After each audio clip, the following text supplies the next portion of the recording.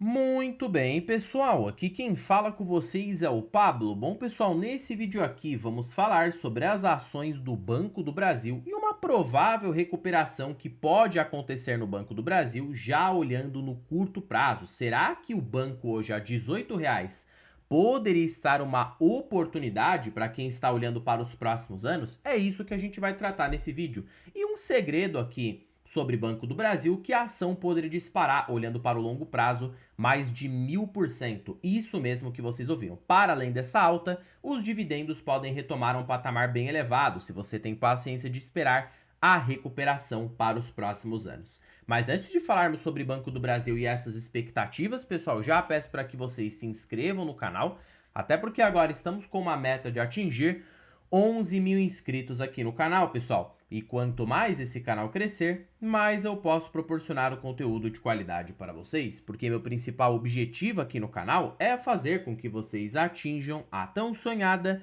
liberdade financeira. Então, pessoal, em contrapartida, vamos se inscrever no canal, compartilhem esse vídeo, deixem nos comentários sugestões e macetem o do dando like, porque ajuda muito no engajamento. Sem mais enrolação, pessoal, vamos de fato aqui para o que interessa. O Banco do Brasil é a maior posição da carteira de ações do canal. Perceba que eu tenho 36% de toda a carteira no Banco do Brasil. Em seguida, Itaú representando 34%, BR Partners 9,38%, Petrobras 9%, BB Seguridade 8% e 2,65% nas ações da Vale. Perceba que é uma carteira bem concentrada em poucos papéis. E eu sigo essa estratégia olhando para o longo prazo, boas empresas e que pagam bons proventos na carteira do canal. De fato, o Banco do Brasil no curto prazo tem sido aí bem decepcionante no quesito proventos, mas a depender do preço que você pagou, talvez você possa ainda ter um bom provento.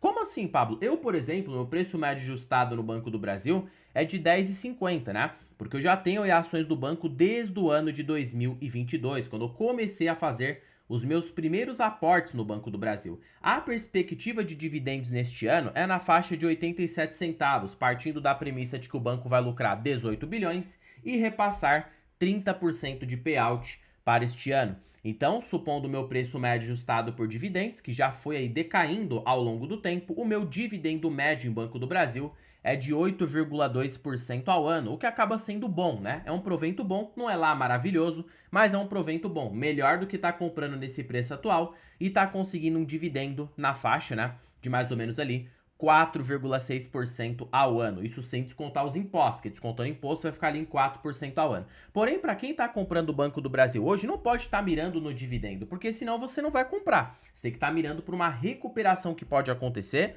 olhando para os próximos anos, porque aí seu dividendo virá com força, né? O Banco do Brasil tem passado uma crise bem expressiva, por mais que o lucro líquido tenha se recuperado. Perceba que nesse último trimestre o lucro líquido saltou 13%, o que foi um excelente sinal, já dando os primeiros sinais de recuperação do Banco do Brasil, né? Subindo 13% na ótica trimestral e subindo 3% na ótica anual. A margem financeira bruta continua aumentando, receita de prestação de serviços continua aumentando, o banco está com custo de crédito muito alto, a inadimplência atingiu o pico histórico de 5,61%, tanto puxado aí pela parte do agro, que segue como principal ponto, né, de destruição de valor para o Banco do Brasil no curto prazo, como a parte de pessoas físicas. Mas um ponto que ninguém conta para vocês aqui sobre a pessoa física é que também está ligado ao agronegócio, tá? Porque tem clientes aqui do Banco do Brasil, pessoa física, que são clientes agros, que estão devendo no cartão de crédito. Então, consequentemente, na verdade, essa inadimplência generalizada está sendo contaminada pelo agro. Consequentemente, se o agro acabar melhorando, o Banco do Brasil pode ver essa inadimplência voltando para baixo. Mas ainda bem que o Banco do Brasil tem uma carta na manga para este ano. Por mais que a gestão não seja das melhores, uma gestão bem complicada, né, que não conseguiu minimamente prever o guidance do banco para 2025, pela sorte deles, a MP 1376 surgiu, né? Advinda aí do governo federal, na tentativa de renegociar essas dívidas no curto prazo. Então, por mais que o agro acabe não melhorando, algo que não está acontecendo, porque os ciclos do agro são duradouros, tanto de alta quanto de baixa, né? Consequentemente, as commodities agrícolas, quando você pega aqui a soja, está em baixa. Você pega aqui, né, soybeans, você consegue acompanhar no Trading Economics, super recomendo esse site aqui para vocês. Você acompanha o preço da soja, ele está nos seus últimos 4 anos nas suas mínimas, tanto que isso aqui reflete em outras empresas, como SLC Agrícola, Boa Safra, todas as empresas do agro, Três Tentos, seguem sofrendo por desvalorização no preço das commodities agrícolas. E aí o Banco do Brasil também sofre, porque ele é o maior financiador do agronegócio aqui no país. Quando essas commodities acabarem subindo novamente, retomando para patamares parecidos com lá de 2022, aí o banco pode surfar um crescimento bem interessante. Porém, a gente não conta com esse cenário, porque a gente não sabe perfeitamente quando o preço da commodity vai voltar a subir. Vai depender muito de vários fatores extrínsecos que não está no seu controle. Essa é que é a grande realidade. Mas o que o banco controla é a inadimplência, porque o agro segue piorando, mas a SMP vai fazer com que renegocie as dívidas e a própria gestão afirmou de que eles pretendem renegociar 30 bilhões em renegociações aqui de dívidas no curto prazo, já a partir do segundo semestre de 2026. Então, o lucro do Banco do Brasil para cada 1 bilhão renegociado, a expectativa é de 150 milhões de lucro para cada 1 bilhão renegociado. Isso colocando na ótica anual. Se ele renegociar 30 bilhões, consequentemente você tem um lucro adicional de 4,5 bilhões, fazendo com que ele possa sim bater esse guidance, né? Olhando aqui já para 2026. E aí, se você colocar, supondo de que o banco vai bater esses 18 bilhões e já com uma recuperação no médio prazo, renegociando 30 bilhões a partir do segundo semestre de 2026, você tem aí, consequentemente, já no curto prazo, 4 bi a mais. Então, o banco pode lucrar seus 5 bi por trimestre, né? Fazendo ele bater essa média de guidance de 18 bilhões para este ano. E já olhando para 2027, já que ele tende a aproveitar toda essa MP, a MP é de 100 bilhões, então tanto clientes inadimplentes e adimplentes vão renegociar nessa faixa de 150 milhões. Supondo lá para o fim de 2027 que o Banco do Brasil já tenha tido êxito nas suas operações, ele terá recuperado 15 bilhões do seu lucro. Para um banco que lucra hoje 14 bilhões sem a MP, você tem 29 bi de lucro projetado para 2027. Projeções, pode vir um pouco para baixo? Pode, porque pode ser que ele não consiga aderir todo o programa para 2027, mas supondo no pior dos cenários, você já tem uma recuperação, vai, para 25 bilhões, supondo de que ele consiga aderir 70%, 60% da SMP.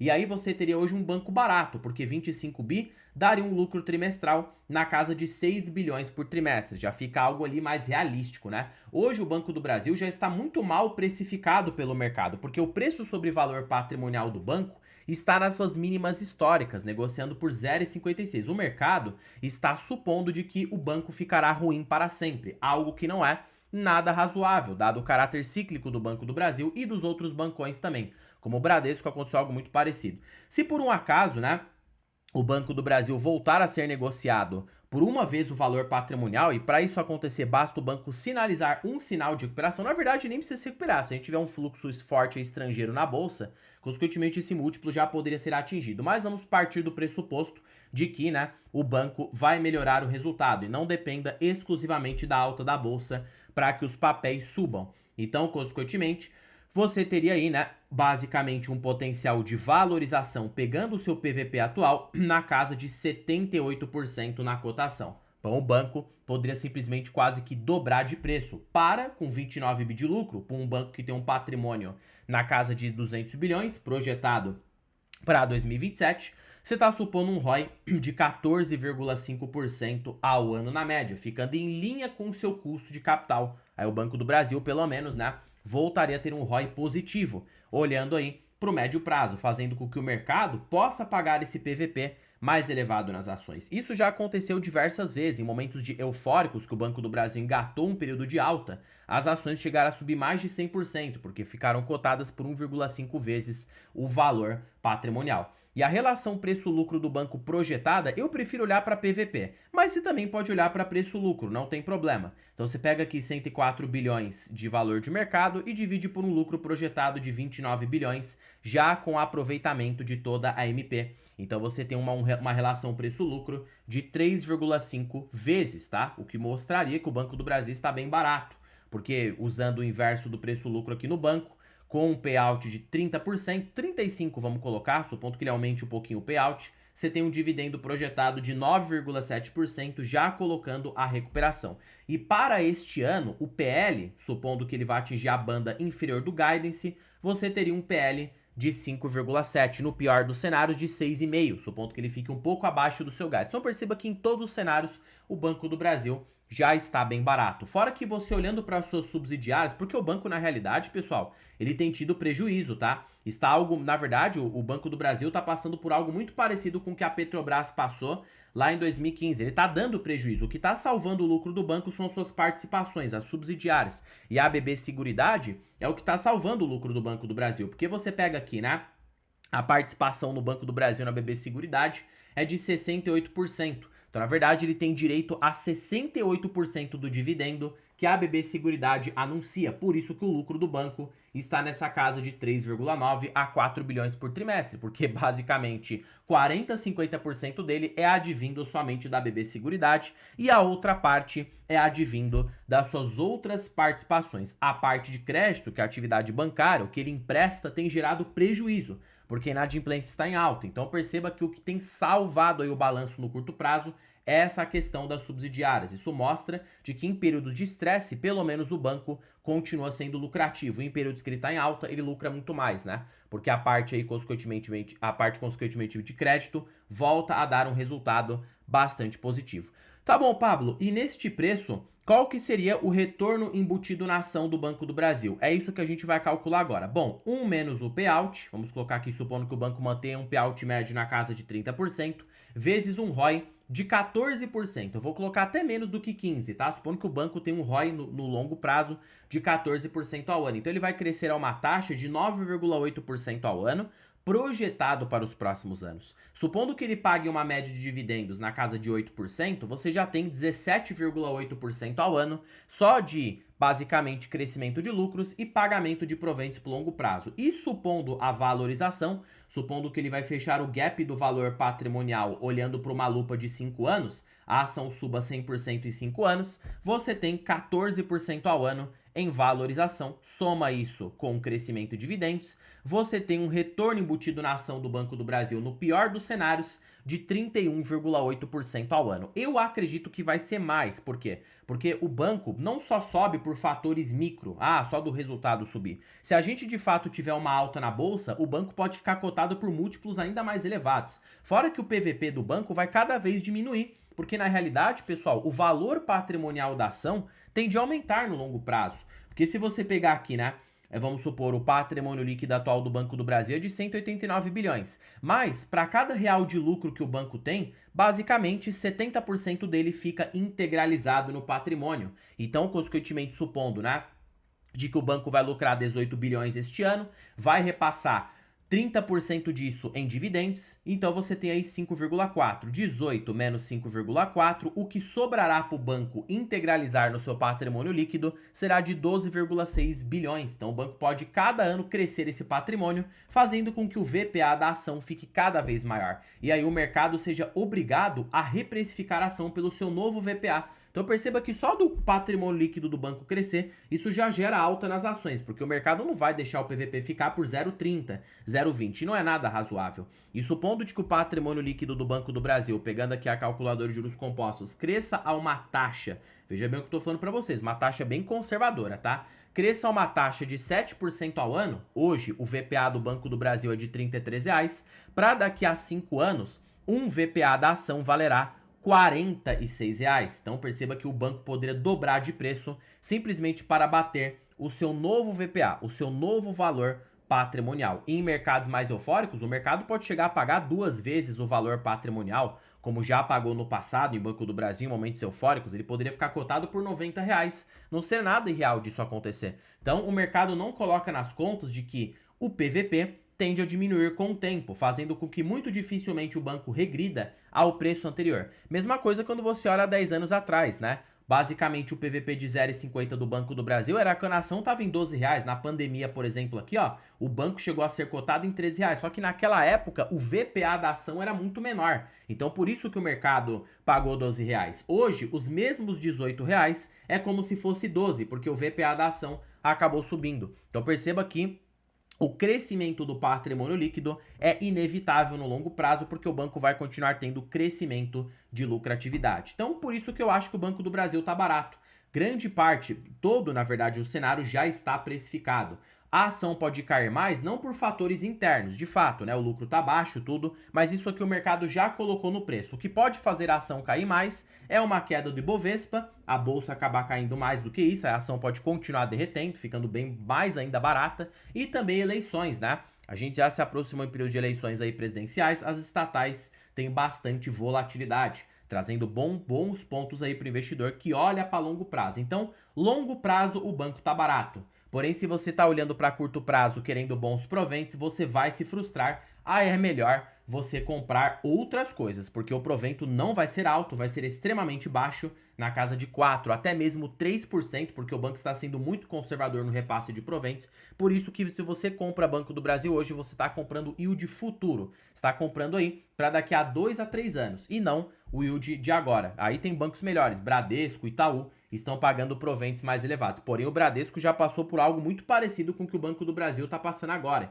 Então, cuidado, porque o Bradesco é bem cíclico. Eu prefiro o Itaú, porque o Itaú não oscila tanto, né? Então, se você quer proventos e já tem um grande capital, o Itaú é uma boa ideia. Nada é recomendação de compra ou de venda. Tudo pode acontecer, pessoal. O Itaú, por mais que ele tenha qualidade, já teve momentos que ele reduziu o payout e o provento ficou baixo. Então, por isso que o preço que você paga é tudo. E você tem que sempre pensar a longo prazo. Para se aposentar no curto prazo é difícil, mas se você pensa num horizonte de 4 a 5 anos, essas ações podem sim fazer bastante sentido. E claro que para vocês que ficaram comigo até o final, eu estou aqui com um belo benefício para vocês, a planilha das ações mais baratas da bolsa. Pessoal, essa planilha aqui, ela é supimpa, tá? Ela é show de bola. Para primeiro de conversa que ela acaba por ser uma planilha totalmente vitalícia. Uma vez que você investir nessa planilha, é sua para sempre, para a sua vida toda. E é mais barata do que o preço de uma pizza. Além de ser mais barato que uma pizza, automatizada e com os melhores indicadores da bolsa pelos grandes investidores, desde Décio Bazin, Benjamin Graham, Peter Lynch e a Magic Formula, do John Bogle, que é uma fórmula excepcional para o mercado de ações brasileiro. Tá bom, Pablo, onde que estará o link dessa belezura? Estará na descrição deste vídeo, primeiro comentário fixado, e também deixei na bio do canal. Basta você clicar em mais e você será direcionado para adquirir a planilha das ações mais baratas aqui no Brasil, tá? Bom, pessoal, por este vídeo é isso. Não se esqueçam de se inscreverem no canal, compartilhem esse vídeo, deixem nos comentários sugestões e macetem o dando like, porque ajuda muito no engajamento. E já comentem se vocês têm Banco do Brasil. Em particular, tem o banco na carteira, acredito na recuperação e tem mais. Se por um acaso o banco, no caso aí, né, o Brasil engatar um ciclo de alta bem expressivo, imagina só acontecer esse mesmo cenário que aconteceu de 2002 a 2007, ó. O Banco do Brasil subiu 1000% nessa época, então isso mostra que é uma empresa cíclica, né? Para ele subir tanto, a queda também tende a ser expressiva, por isso que o preço de compra acaba sendo fundamental. Bom, pessoal, terminando o vídeo por aqui, fique com Deus até o próximo vídeo e fui!